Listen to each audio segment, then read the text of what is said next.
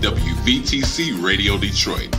You can find us on Facebook, YouTube, our website, www.wvtcradio.com, or download our WVTC app from the Play Store for Android users and the App Store for iPhone users.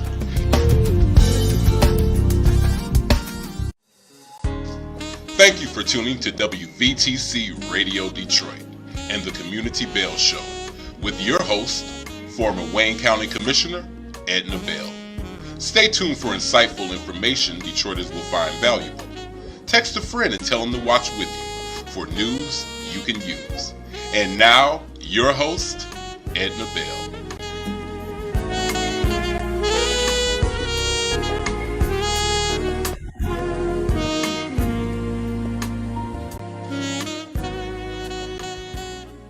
Good afternoon, Sheriff Washington. Good afternoon.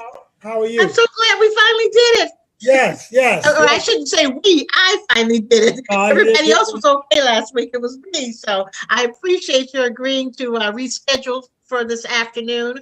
Not a because problem. I really want people to know you and to see you and to hear from you. Yes, ma'am. So important. So Thank you important. so much. The largest county in the state.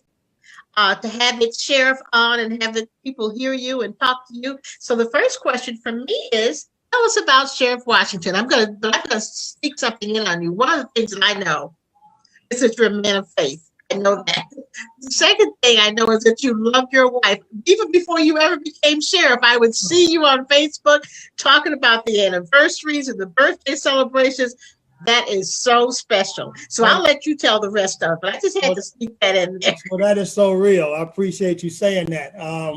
So since you segued into that right quick, I will talk about that, and I'll talk about my professional life as well. So I am married.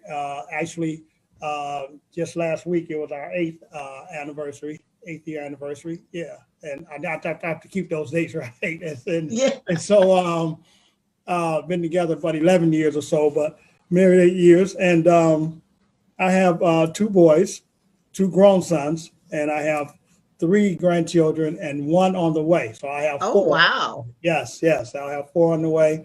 My sons are gainfully employed. One is actually works for a motor company here in Michigan and Dearborn, and the other works for Apple.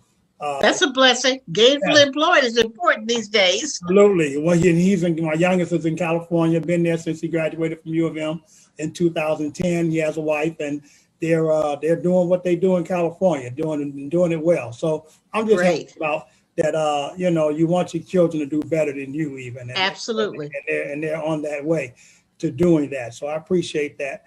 And so and I am a member. Born and raised in church. All I know is church. I'd say I know more about church and than anything else. But born and raised in church.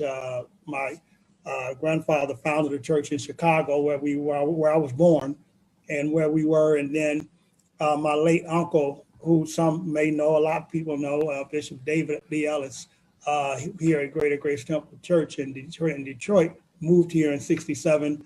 And we followed him. My mom is his sister. He and my mom are brothers and sisters. And so we followed him here. And then we were here for, many, many years. And he passed away in '96 unexpectedly.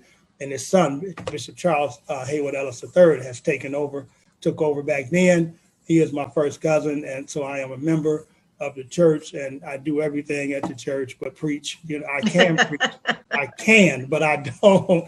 That's not my calling. Law enforcement is my calling. Okay. And so that law enforcement is what I do, and I have done that for 38 years, and consecutively, never missing 38 years, and it's a long time. But have you been with the sheriff's department all that time, or so I was with the sheriff. I started my law enforcement career with the sheriff's office in 1983. From 1983 to 1985, I was with the sheriff's office. We only had one jail, the old jail downtown, and I worked the midnight shift there for 2 years. And then I went to the Detroit Police Department in '85, and I worked in '85 from '85 to 2009. I worked in the Detroit Police Department, and I worked primarily under Sheriff Napoleon during my entire time there until he left in 2001. and when he retired. But I worked with him from 85 to 2001. And even when he retired, we remained very, very good friends. He promoted me a couple of times before he left. And then we remained very good friends through the 8 years that he was out of law enforcement. Then in 2009, when he got appointed to the Wayne County Sheriff's position, he asked me to retire and come in that office with him into the Wayne County Sheriff's Office to help him. And that's exactly what I did. So I retired on a Friday from Detroit and went to the county on Monday. So I never really retired. Wow, no, you didn't. And that's such good information. I think a lot of people don't know that. You worked with Sheriff Napoleon when you were at Detroit, and then followed him right on over to the Sheriff's Department in Wayne County. He asked me to retire, and I didn't hesitate. That's how much confidence and faith I had in him, how much he led me through my time in the Detroit Police Department and continued on when we came in here in 2009. Yes. Wonderful. So you've got the history, and you know how Billy did things and how well he ran the department. So, you're there.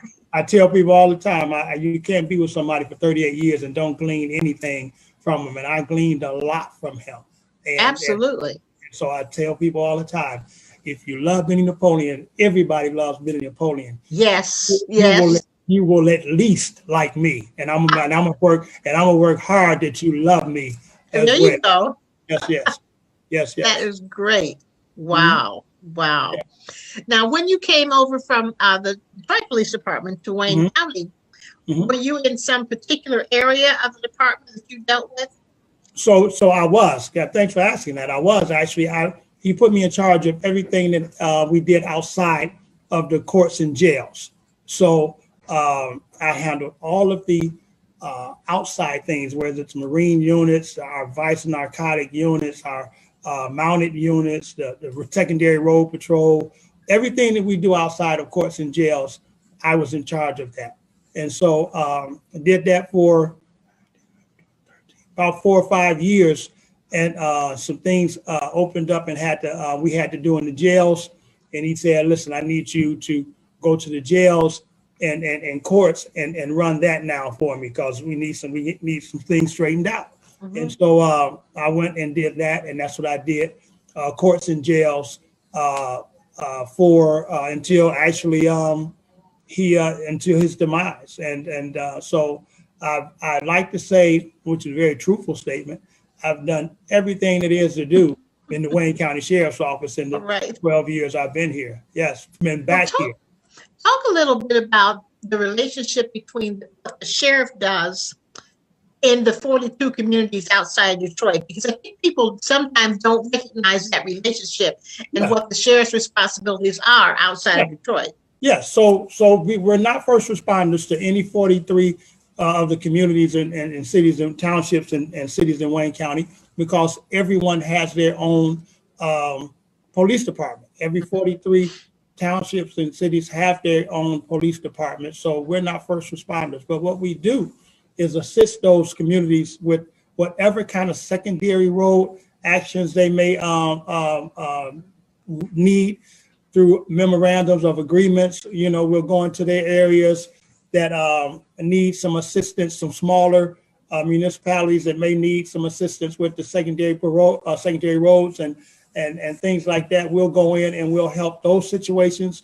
We will also make ourselves available for any kind of incident or anything that's needed extra from the Wayne County Sheriff's Office, because maybe those communities, maybe there's some kind of situation, some kind of incident where they need help from other municipalities. Well, those municipalities may be short themselves, and we as the Wayne County Sheriff's Office are always offering ourselves up to be able to help those communities in need.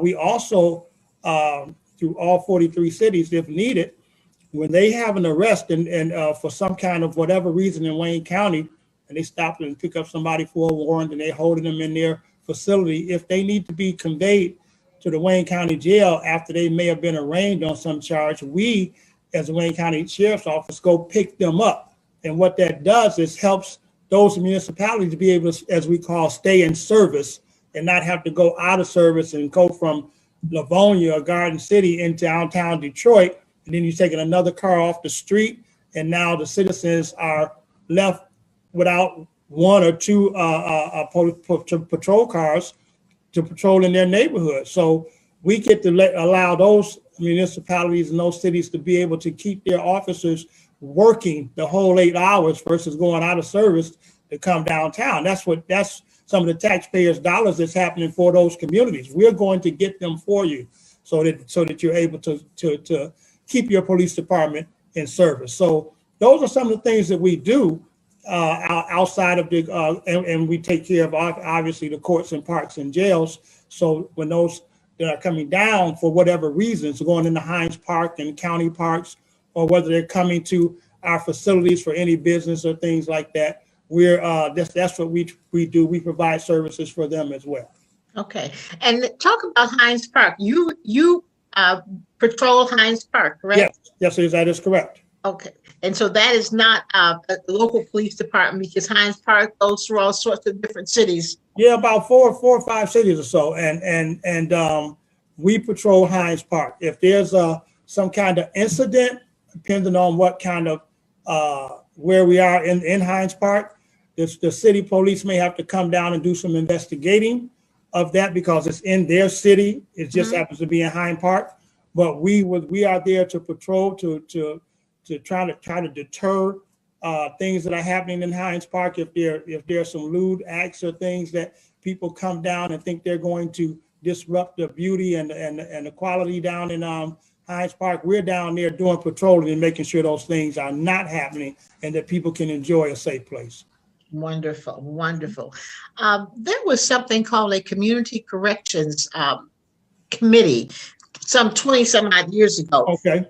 Is that still going on? Is there still a community corrections component to the Wayne County Sheriff's Department? So I haven't heard of that. What did they do specifically? Maybe we've changed the name or something. And then you probably have, and at the time, I only remember because I was the chair of the committee, but like I said, this was back in the 90s, the late 90s.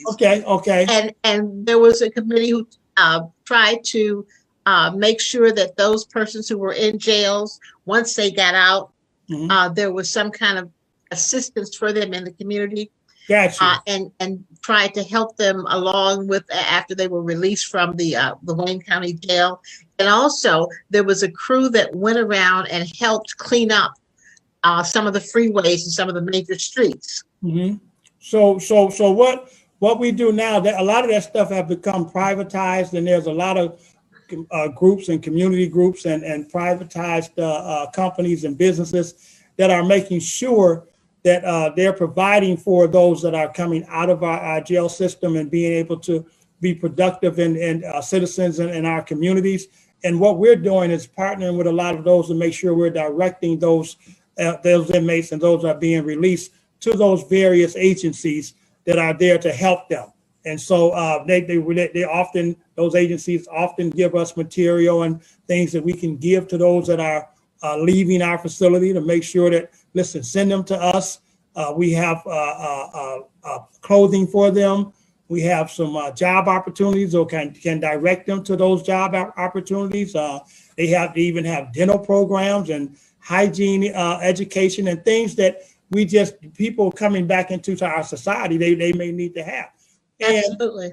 And no, it's a great program. And again, there are several agencies that offer that to them. And what we do as a sheriff's office is direct them and send them to those various places. Okay. Now, talk a little bit about the responsibilities that you've got: the courts, you've got the jails, you've got jail number 1, you've got the Dickerson facility.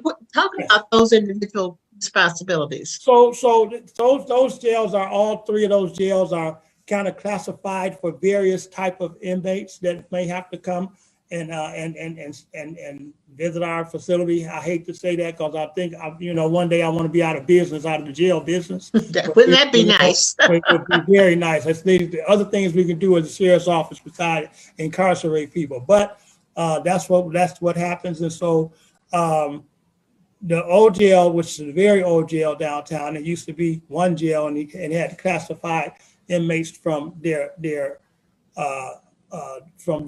whatever charge they were in there for. You have to classify them to make sure that you're not putting low-level criminals, or no low-level inmates, I should say, with higher-level inmates. And so we had to classify them, and there was one jail by different floors. So now with the 3 jails, we've been able to classify them pretty much by jails. And that's not really what an ideal thing, because we're going into one jail, and we're going to be able, but that new jail is going to be able to classify people and give us the room and space in one jail that we need, so everyone will be safe. But that's what happens with those 3 jails. The Hamtramck jail is for a lower level crime, those that commit lower level crimes, or those that may be sentenced for those lower level crimes for 6 months or so. We keep them over in the Hamtramck jail, and as well as most of the females right now are over in the Hamtramck jail as well. And then the very old jail is, because of the way it's built and shaped, we keep our higher level inmates there, those that may be charged with murders or robberies or assaultive crimes. We keep them all in one jail. And then the what we call the new jail, which is not new after 30-something years, we call that Division 1. Those are people with like the medium level type of crimes that they may have committed or they're accused of committing. Now, where are those? Where is the old jail? The old jail. That's what we call Division 2. Mm-hmm. That's when if you remember when there was only one jail here. Yeah. That's what we call the old jail. And physically, where is it located? It's on Clinton Street, 525 Clinton Street. Okay, that's the one that's right behind the court. Yes, the one that's right behind the court. Then the other one is across the street from the court. Mm-hmm. Yes, okay. You got it. Yes, ma'am. Okay, I'm just trying to give the listeners a feel for what we're talking about physically. Yes. And people will remember 1300 Bovian. Right across the street. Right across the street from the old 1300 Bovian Police Headquarters. That's correct. That's correct. You got it. And we're going to be leaving that, and all of that's going to be something else now. Actually, in the next year, somewhere around the end of the year. Mm-hmm. So the new facility that's right off of I-75 in Warren. Yes. And as I pass by there, it looks like it's getting there. It's almost ready. It's about 50% done. Okay. So another 50% or so, and that they're estimating or guessing that it'll be somewhere around between October and December of 2022. Okay. So, and how many residents will it hold? Well, it'll hold about 2,200. Oh, we don't want that many in there. There'll never be that many. We only go, and I keep that information right in front of me because I don't ever want it to be that many. It's about 2,000, but we only expecting to hold somewhere around 1,200. So. Wonderful. Yes. Wonderful. That's a wonderful thing. It is because we don't ever want 2,000. We're trying to do something else to divert that kind of housing.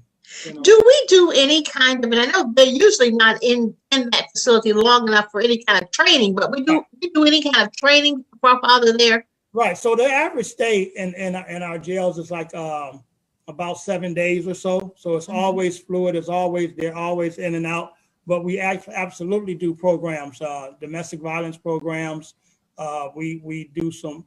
We will do a lot of work with mental health and mental illness type of things, whether it's through our agency or whether we have other agencies come in from outside, DWIN, Detroit, Wayne Integrated Mental Health Network. We do work with them, that they come in and do some training with our officers, as well as assisting us with working with the mental illness consumers that we have. So there's training going on within our facility, even though some of them are not there very well. We think it's important that we do as much training as we can, because they're still rotating back out into society, whether it's going back out on a work release program, or whether they're being released period with a tether, or maybe they're being just released back into the community. We want to make sure that we're doing what we can do to make sure that they have the tools that they need to not come. And that is so important, to try and help people be able to take care of themselves so they don't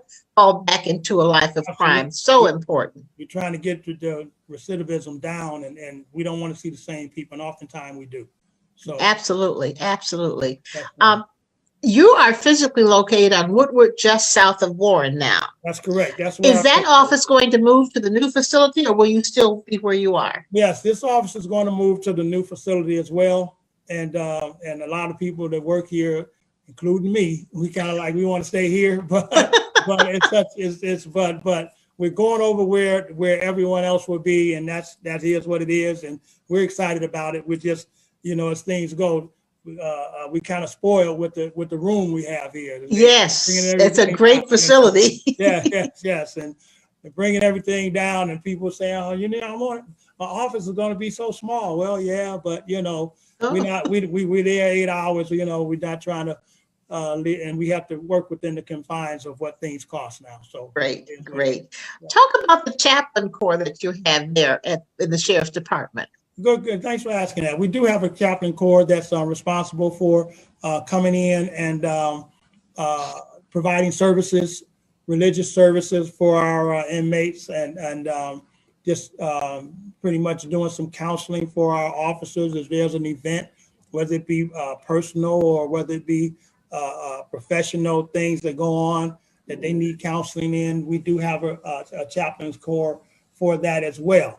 And then I have a couple of I have some pastors in a separate chaplain corps that I say I just need them to pray for me. All right. I get them. And we want you to be okay.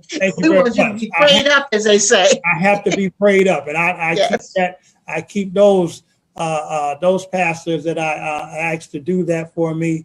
I keep them for me because I say, listen, all I need you all to do basically is when you get up in the morning, you say your daily prayers, just call my name out. And all right. I think if you do that, I ain't ashamed. Call my name out. Please call it. Please call my name out. Ask the Lord to order my steps and guide me. That's who I am. So I have a separate chaplain corps for them as well. Oh, that's great. That's great. Well, I just am so appreciative of you coming on and giving us so much time. I know how busy you are.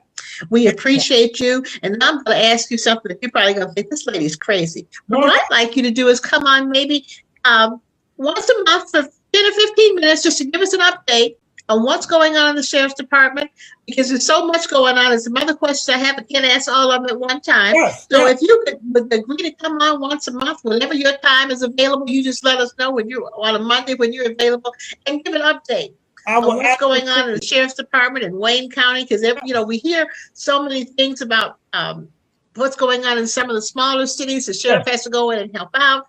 Secondary roads. People don't even know what a secondary road is. I want people to really know about their county and their county sheriff, the work that they do. Yes, and if you give me a heads up sometime, I'll of which way we're going on the call. I would like to bring some of my staff on sometime. That would be wonderful. Those who are specializing in different things. It's important for me to know everything, but I know somewhat of everything. I tell people that like this. I don't have to know all the ingredients that it takes to bake the cake, but I know what it's supposed to taste like. There you go. So you know what it is when you see it, huh? I know what it is when I see it, absolutely. So I'd like to bring some of those who help make this agency run. I don't stand on an island by myself. I don't operate this agency by myself. I surround myself with good, competent, quality people who have been here. And some who haven't been here as long as I have, or some that came in with us, and those that have been here. I put a mixture together so we can all move this agency forward together. So I'd like to do that as well. That would be great. Yes, that would be great. Let's meet the faces behind the sheriff. Absolutely, and I love that. I love that because it's not just me. They help me to run this agency. I have to make the final decisions. But I'm telling you, they bring things to the table that I appreciate. Oh, I appreciate that so much. We're doing so much in the community as well, and I want to talk. And people need to know that. Yes, I want to talk about that next time you have a chance. Okay, well, I see. We're going to have a chance. It's going to be on a Monday. You tell me which Monday you want it to be. It can be whatever Monday, and you let me know, and that's it. Perfect. I will. I'll get with my scheduler right now and plan for the next one, and then we'll let you know. And if it works for you, then we'll do that. Oh, that would be wonderful. We're doing some great things in the community. I see the commission chair, as I see her picture on. And yes, she's next. She's on today. As a matter of fact, she's going to talk about something she's been doing for the last 17 or 18 years now. Okay. It's her prom dress giveaway. Oh, yeah. Young people have had such a rough year. Yes. And I'm just happy that at least they're going to be able to have a prom. Yes, yes. And for those young people whose parents have had a tough year, some of them may not be able to buy those prom dresses and shoes and all those things. And so she's going to talk about the dress giveaway and what's going to happen with some of the young people who need some of this assistance for their proms. That is a great idea. We've been in Barton McFarland community. She rode with us, even, as a matter of fact. She was pointing out some things that we needed to pay attention to. So we're in the community. I definitely want to talk about that the next time we're together. Oh, that would be wonderful. That would be wonderful. We're going to go to her right now. Commissioner Bell, you want to say hello to the sheriff?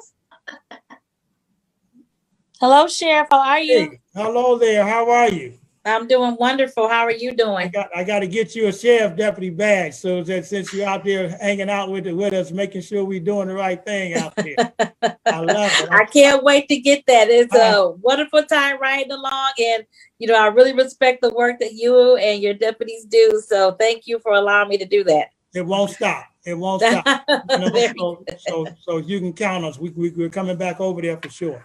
That would be great. Before I let you go, I want to share with you guys. Earlier today, I've been, for those who've watched the show for the last couple of years, I talk about the census. I've been talking about the census since it began. Mm-hmm. And today, the Census Bureau released some of its findings for the states. Haven't gotten to the local level yet, but at least for the states. Mm-hmm. And unfortunately, Michigan is going to lose one congressional seat. I just talked to Rick Blocker. He just told me that today. Yep. I hate that happening. I don't know how that works and all of that, but we're going to lose a congressperson. Yes, we're going to lose a congressperson. Mm-hmm. We're going to go from, unfortunately, we're going to lose one. And it's interesting. Some of the information they gave us says that some of the largest states that gain the greatest population, Utah. Now, I want to talk about Utah, but you didn't have to gain a whole lot of people to gain a lot of people in Utah. But Utah, Idaho, North Dakota, Texas, they had the largest growth in terms of population. Uh-huh. And the South and the West had a 9.2 to 10.2 increase in their population. And so some of those states are going to gain congressional seats. So how do we lose? How is it determined who we're going to lose in the Southeast? Well, that is determined by, there's a committee that will determine how we apportion those congressional seats. And now that they have this information, they have to get busy determining how those seats are proportioned.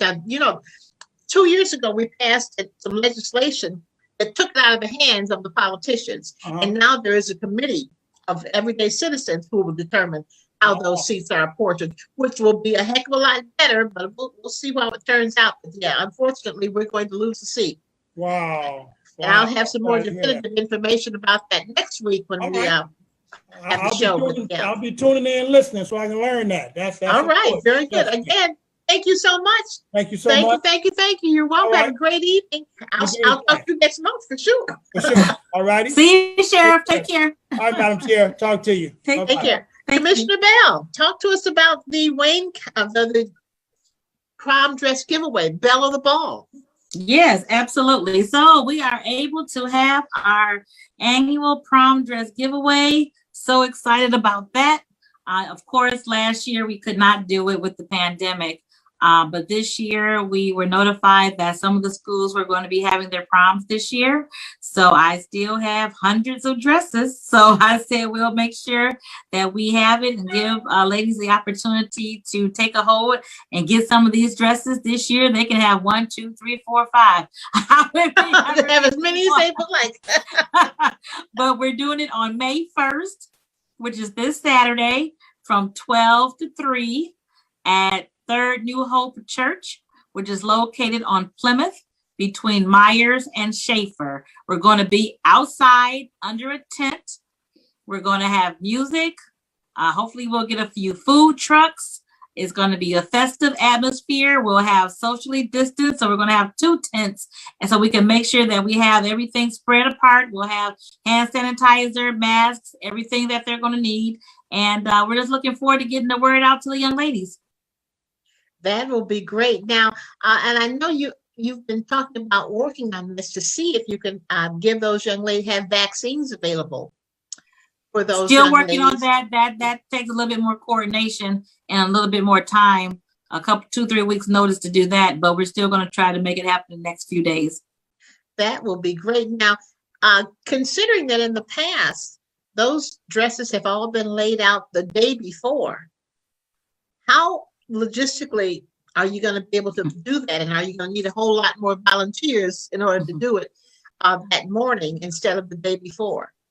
So we're going to start at 9 o'clock in the morning, and we have 3 hours to get it together. So from 9 to 3, we'll be out there putting the dresses on the different size racks. It's going to be a kind of a perfectly orchestrated little effort here, because we have racks coming. We have the tents going to be up the night before, thank goodness. And then we'll have the dresses moved from our storage location to the church. So I think we'll be able to do it. But if anyone wants to volunteer, they certainly can. And my phone number is 313-224-0936. And that's how you can reach us. Again, 313-224-0936. And because we are still in the pandemic, we are taking appointments. So you call that number to schedule an appointment. Normally, everyone would just come, first serve, and everyone would just line up at the beginning of the time.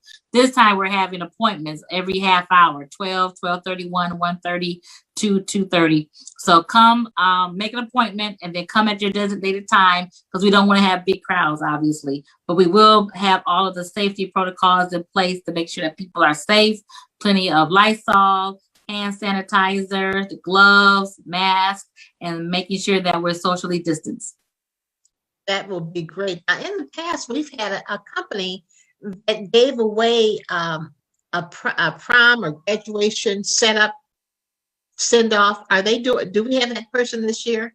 We don't have that person this year. It's going to be kind of scaled down as far as that's concerned, because in past years we've had a lot of different people who want to volunteer their time, but we don't have that opportunity this year. But we do have plenty of dresses, shoes, purses. So all those essentials that you need for your prom, we do have those, so we can save money for your hair and your makeup and your nails and your car and all that other stuff. You don't have to worry about a dress and shoes and purses. It is one of the probably one of the biggest things that young ladies will do is go to their prom.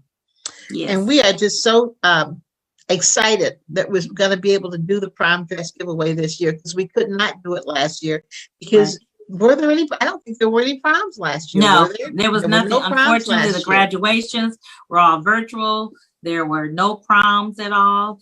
This year, there are schools having proms. They're going to have them outside. But their schools are planning to do prom throughout the Tri-County area. So we just want to be prepared for those young ladies who want to go to prom and can't afford a dress. We want to make sure that we give them this opportunity to get a dress for free. And as you know, they're beautiful dresses.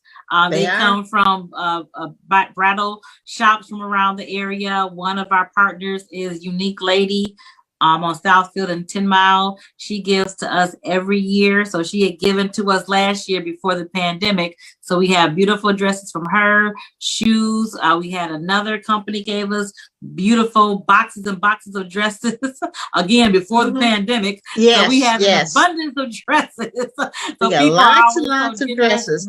And the ladies, we have dresses from some of our prominent leaders in the city who have dresses that they've worn to formal affairs that they wear one time and then they pass them on. They just sit there. So we have had dresses from Carmen Harlan and many of the other ladies in the city, Rhonda Walker. Lots of the ladies have given us dresses. And they've given us beautiful dresses. So we want the young ladies to come out, choose what you will. Parents, make sure you make the appointment for your children, or I shouldn't say children because these are seniors, so they're not children, it's little children anymore, so they can probably do it themselves. Yes, But and they parents, if your have. child has not made the appointment, please make the appointment so you can come out and save some money, because we know you're going to be spending lots of money on these young people when they get to the graduation events. So come out, get some prom dresses, and sometimes we have dresses that aren't necessarily prom dresses, but they can be worn on graduation day.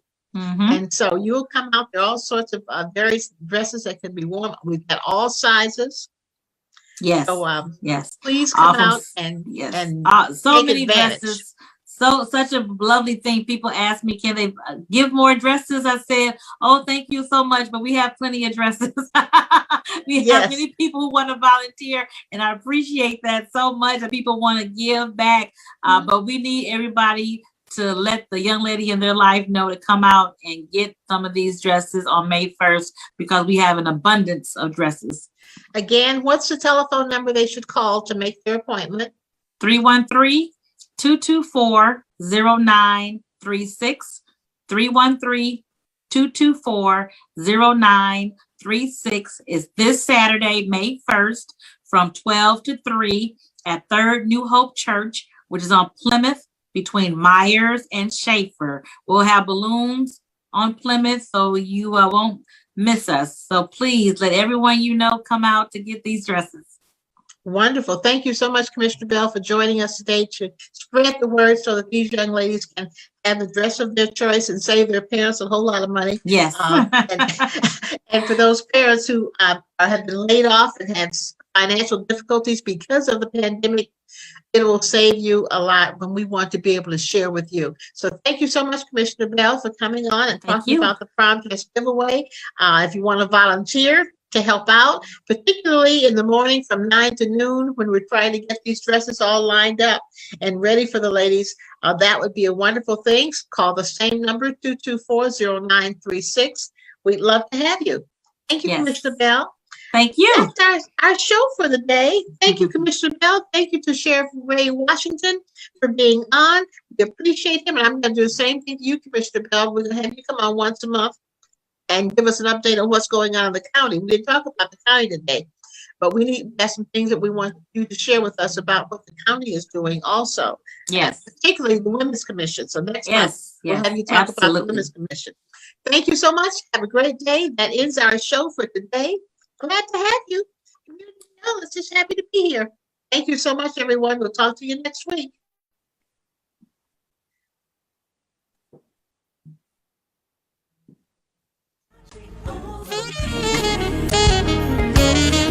Angels watching over me. Angels watching over me. Thank you for listening to Community Bell with your host, former Wayne County Commissioner Edna Bell. This broadcast was brought to you by WVTC Radio Detroit. You can find us on Facebook, YouTube, our website, www.wvtcradio.com, or download our WVTC app from the Play Store for Android users and the App Store for iPhone users. If you've enjoyed this broadcast, tell a friend to tune in. We'll see you next Monday at 4 p.m. Eastern for the Community Bell Show, right here on WVTC Radio Detroit.